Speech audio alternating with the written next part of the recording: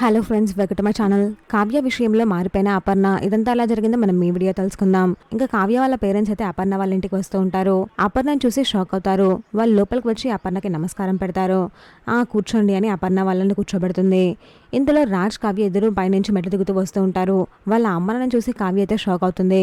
అది చూసిన అపర్ణ, ఏ కావ్య, మీ అమ్మ నాన్న వచ్చారు, ఆ మాత్రం తెలీదా, వాళ్ళని పలకరించడం తెలీదా నీకు అని అపర్ణ అంటుంది. ఆ మాటలు విన్న కావ్య అయితే చాలా హ్యాపీగా ఫీల్ అవుతుంది.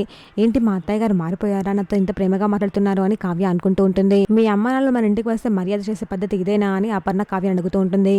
ఆ మాటలకు కనక కూడా షాక్ అయిపోయి అలాగే చూస్తూ ఉంటుంది. తర్వాత అపర్ణ పంతులు గారి దగ్గరికి వెళ్ళి, పంతులు గారు పూజలో ఎంతసేపు కూర్చోవాలి అడుగుతుంది. కనీసం గంట అయినా పడుతుందమ్మా అని పంతులు గారు అంటారు. అంతసేపు నేను కూర్చోలేనండి అని అపర్ణ అంటుంది. భార్య కూర్చొని ఎడల భర్త కూర్చొని పూజ కంప్లీట్ చేయొచ్చమ్మా అని పంతులు గారు అంటారు.